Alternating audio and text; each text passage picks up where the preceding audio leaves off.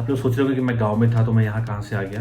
इसकी मैं आपको पूरी स्टोरी बताने वाला हूँ। साथ में आप देख सकते हैं मेरी रिग, इसमें कैमरा नहीं है, वो कैमरा मैंने वापस कर दिया है, उसकी मैं आपको पूरी स्टोरी बताऊंगा। आज है एक और शनिवार और आज है प्लेनेटरी परेड, जिसमें कि कम से कम 6-7 प्लैनेट्स जो है हमें आसमान में दिखने वाले हैं एक साथ में। कुछ को आप नेकेड आई से देख सकते हैं, कुछ के लिए आपको बाइनोकुलर्स या टेलीस्कोप की जरूरत पड़ेगी। तो चलिए उसमें से कुछ हम कैप्चर करेंगे। सबके सब नहीं, मैं कोई बहुत ज़्यादा फैसिनेटेड नहीं हूँ, ये अक्सर दिखते रहते हैं। हेलो दोस्तों, मैं हूँ रमेश, मैं हूँ उत्तराखंड से एक एमेच्योर एस्ट्रोनॉमर और एक एस्ट्रो फोटोग्राफर। स्वागत है आपका टेली स्काइज में। What keeps you up at night, yeah? Make all the demons quiet, yeah. We were built to thrive, yeah. I think that we've all had enough. What keeps you up at night, yeah? Make all the demons quiet, yeah. We were built to thrive, yeah. I think that we've all had enough. Yeah, I think that we've all had enough. कल रात को मैंने इसको थोड़ा सा fix किया था, उसके बाद देखिए थोड़ी बैकलैश थोड़ी सी कम हुई, लेकिन अभी भी है। लेकिन ये गाइडिंग प्रॉपर्ली कर नहीं रहा है, तो मैं इसको फिक्स करूँगा।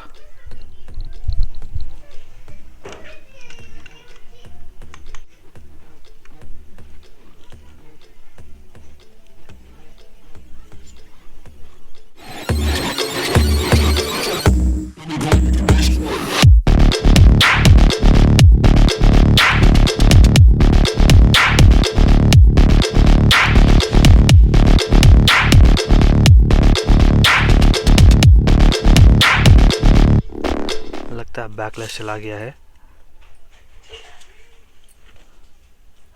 बिल्कुल नहीं है।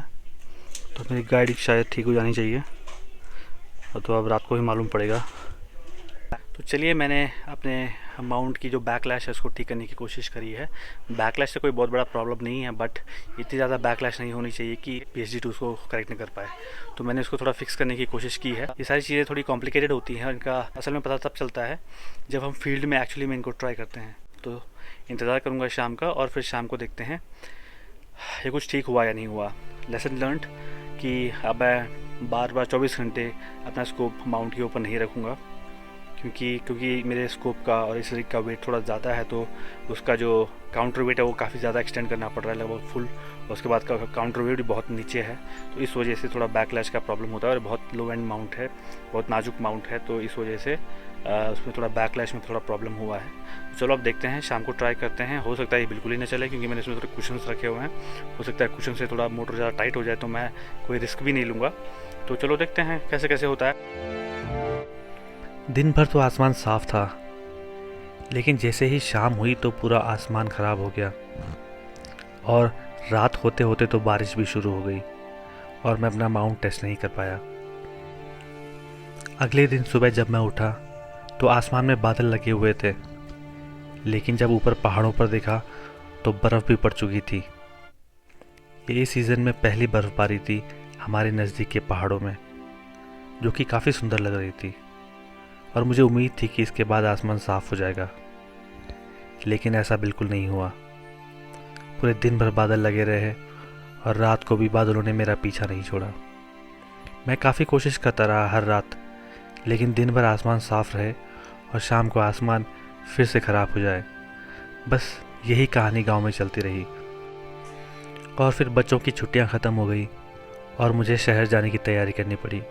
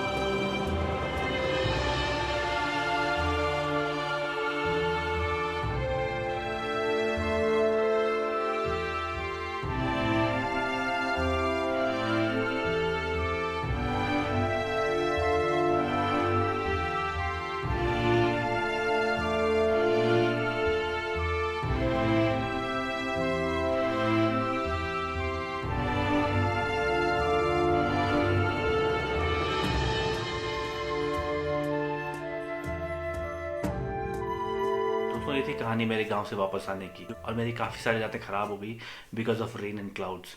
मैंने काफ़ी अच्छे अच्छे टारगेट वहाँ पे कैप्चर करे, चाहे वो जेलीफिश नेबुला हो, चाहे वो कैलिफोर्निया नेबुला हो, चाहे वो ओराइन नेबुला हो, चाहे वो बोर्ड ऑफ सिगार गैलेक्सी हो। लेकिन जिस टारगेट को मैं गांव में स्पेसिफिकली कैप्चर करना चाहता था वो था डॉल्फिन हेड नेबुला, जिसको कि मैं कैप्चर नहीं कर पाया, लेकिन मैं उसको अभी दोबारा से कैप्चर करूंगा। लेकिन उस बीच मुझे अपना रिग में से कैमरा निकाल के वापस आना पड़ा। इसी वजह से मुझे जल्दी आना पड़ा, क्योंकि मुझे कैमरा वापस भेजना था। उसके पीछे कारण ये था, टुकटेक वाले जो रेकमेंड करते हैं कैमरे के साथ फिल्टर व्हील का कनेक्शन वो स्क्रू कनेक्शन है बजाय कि एडाप्टर कनेक्शन के। तो जब मैंने उनको बताया कि जो मेरा कैमरा और फिल्टर व्हील का कनेक्शन है वो एकदम प्रॉपरली नहीं हो रहा है और थोड़ा लूज रह रहा है, तो उन्होंने मुझे बताया कि शायद आपके पास पुराना कैमरा चला गया है, और उसको मैं कंफर्म भी कर सकता था क्योंकि उसमें कोई ब्रांडिंग नहीं हो रखी थी।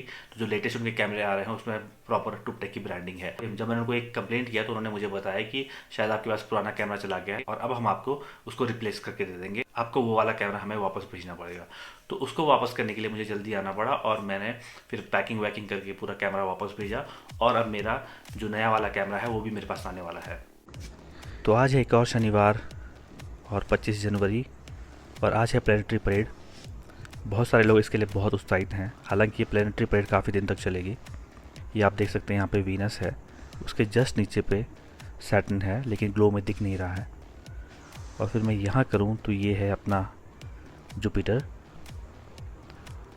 और फिर अगर मैं इसको एकदम ईस्ट की तरफ ले जाऊँ तो यहाँ पर है अपना मार्स।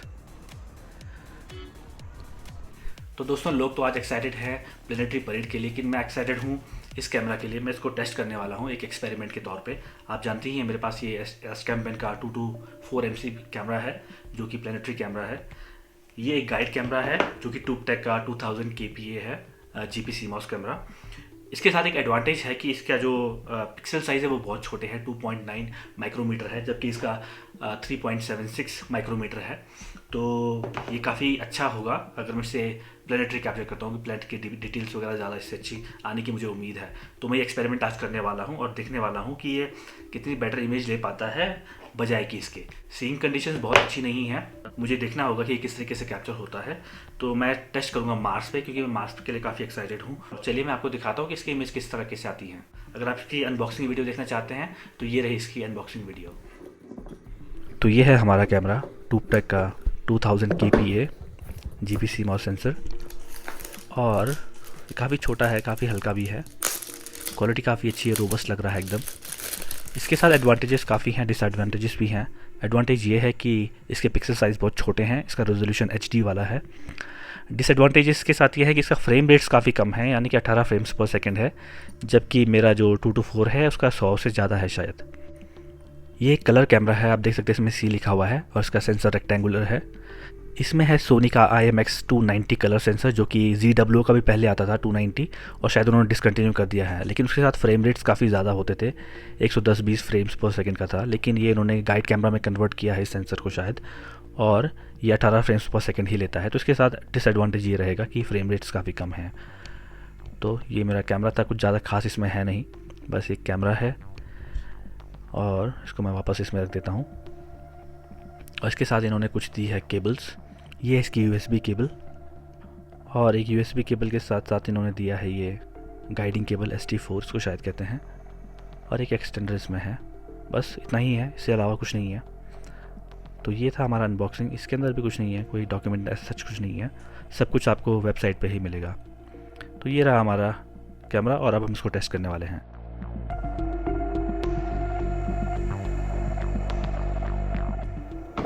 तो मेरा टेलीस्कोप अब पूरी तरह से सेट है और टारगेट सेंटर हो चुका है, उसको कैप्चर कर रहा है। आज काफ़ी पटाखे फूट रहे हैं क्योंकि आज चुनाव रिजल्ट घोषित हुआ है, तो जो कैंडिडेट जीते हैं वो पटाखे फोड़ रहे हैं। खैर, ये देखिए, ये हमारी कैप्चरिंग चल रही है। लगभग 7000 फ्रेम हो चुके हैं। 7000 में मैं इसको रोक दूंगा और फिर कैमरा चेंज कर दूंगा। लगभग स्क्वायर सेंसर है 224 MC का।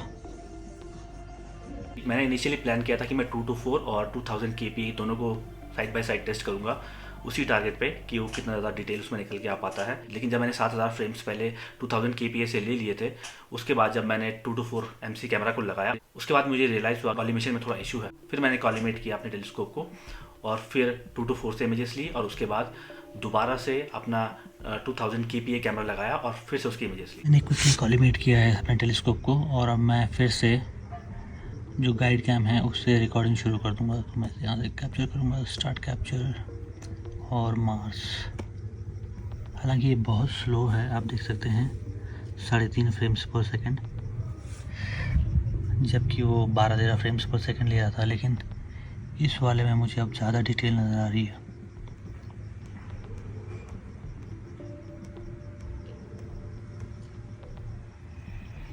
आप देख सकते हैं कि रॉ इमेज में ही पोलर कैप्स नज़र आ रहे हैं। आप देख सकते हैं वाइट, ये पोलर कैप्स हैं। यहाँ पे हल्का हल्का वाइट है, ये तो एकदम वाइट है। तो ये देखिए बिल्कुल ऐसा ही है। यहाँ पर इस कोने में ये जो आइस कैप है वो अगर मैं इसको इस तरह से घुमाऊँ तो ये यहाँ पे आइस कैप है, स्टेलेरियम पे है और ये हमारा मार्स है। हवाएं बहुत तेज़ चल रही हैं बीच बीच में, जैसे कि पूरा टेलीस्कोप हिल रहा है। आप देख सकते हैं कितनी तेज़ हवाएं बीच में चल रही हैं। और ये भी बहुत ज़्यादा मूव हो रहा है। उसके बाद ये देखिए ऊपर आ गया।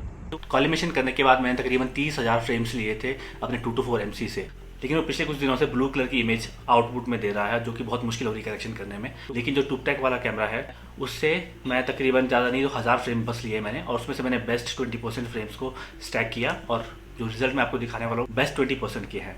जबकि जो 224 MC का जो रिजल्ट्स हैं वो 30,000 फ्रेम्स में से मैंने बेस्ट 30% लिए हैं। तब भी अगर मैं उनको कंपेयर करूँ डिटेल वाइज 224 MC उसके सामने नहीं टिकता है, क्योंकि उसके पिक्सल साइज काफ़ी बड़े हैं। जहाँ तक 224 के रिजल्ट्स की बात है, तो जैसे मैंने आपसे कहा कि ब्लू कलर की इसने इमेज निकाली, तो मैंने सोचा इसको कभी बाद में डेटा मेरे पास ऑलरेडी है इसका, तो मैं कभी फ्यूचर में इसको प्रोसेस करूँगा। मैं जानता हूँ कि इस इमेज में डिटेल तो है, लेकिन इसको मुझे बाहर निकालना पड़ेगा। लेकिन मैं इतना जरूर कह सकता हूँ कि जो डिटेल ट्यूबटेक वाले जो कैमरा से आई है, क्योंकि उसके पिक्सल साइज बहुत छोटे हैं इस वजह से, तो वो डिटेल 224 में नहीं आई है, क्योंकि उसके पिक्सल साइज थोड़े बड़े हैं। तो हम ये कह सकते हैं कि प्लेनेटरी इमेजिंग के लिए अगर छोटे पिक्सल साइज हो तो शायद ज़्यादा बेटर रहता है। जैसे मैंने आपसे कहा पटाखे फूट रहे थे और पोल्यूशन काफ़ी ज़्यादा था लोकल, तो फिर उस हिसाब से अगर मैं देखूं तो उसके रिजल्ट्स काफ़ी अच्छे आए हुए हैं। मुझे उम्मीद है कि आपको ये वीडियो पसंद आया होगा। अगर आपको ये वीडियो पसंद आए तो लाइक करें, सब्सक्राइब करें, अपने दोस्तों के साथ में शेयर करें। अगर आपके कोई सवाल है एस्ट्रोनॉमी से रिलेटेड और एस्ट्रोफोटोग्राफी से रिलेटेड तो आप मुझसे पूछ सकते हैं इंस्टाग्राम पे, यहाँ यूट्यूब में। चलिए आपको छोड़ जाता हूँ मैं रिजल्ट्स के साथ में। सितारों के इस सफ़र में आपसे मिलते हैं अगली बार।